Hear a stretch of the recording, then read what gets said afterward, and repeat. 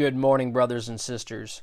Romans 1:18 says, "For the wrath of God is revealed from heaven against all ungodliness and unrighteousness of men who suppress the truth in unrighteousness, because what may be known of God is manifest in them, for God has shown it to them.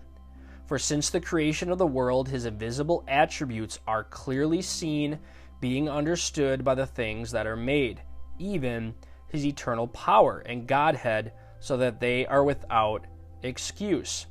Because although they knew God, they did not glorify him as God, nor were thankful, but became futile in their thoughts, and their foolish hearts were darkened."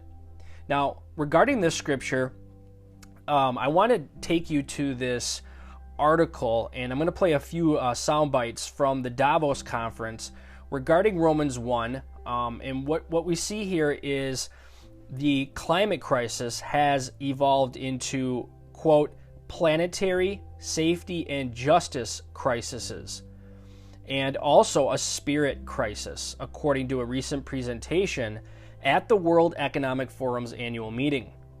So climate change has long been a priority of the WEF, which brings together hundreds of world leaders every year to consider new policies to manage the global system.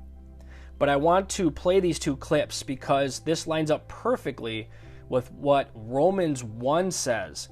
And as I just read Romans 1, I want to go and read verse 32 because I think this is very fitting to the quotes that I'm going to play here for you. It says, "Who, knowing the righteous judgment of God, that those who practice such things are deserving of death, not only do the same, but also approve of those who practice them." So basically, Romans 1 tells us that there are people that know God's judgment is just and that it is coming, but their foolish hearts are darkened because they have rejected God in their hearts, and they have rejected him as their creator. And so we see all these alternative solutions, quote-unquote solutions, for the world's problems. Now, the first clip that I'm going to play for you is from the Swedish scientist Johan Rockström and what he said at a presentation Wednesday. Dear friends, scientifically, this is not a climate crisis.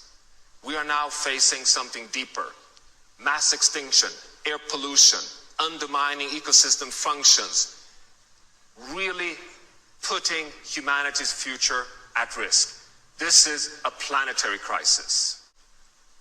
This is a safety crisis, but above all, it is also a justice crisis. Many areas in the world are uninhabitable. This uninhabitable zone is increasing.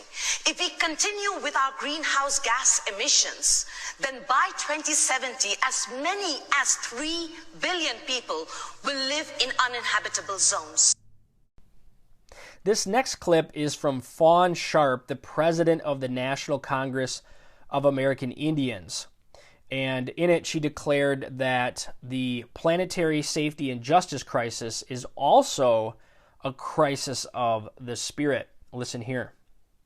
Also, our faith leaders, they know that this crisis is much more than physical and environmental schisms. We have a deeply wounded spirit as a people that is in desperate need of healing and restoration. And we must look to our Almighty Creator to find our proper place in humanity, our proper place as that one strength. So in conclusion, brothers and sisters, this goes back to fulfill prophecy, which in 1 Thessalonians chapter 5 says, when they say peace and safety, sudden destruction comes upon them, and they shall not escape.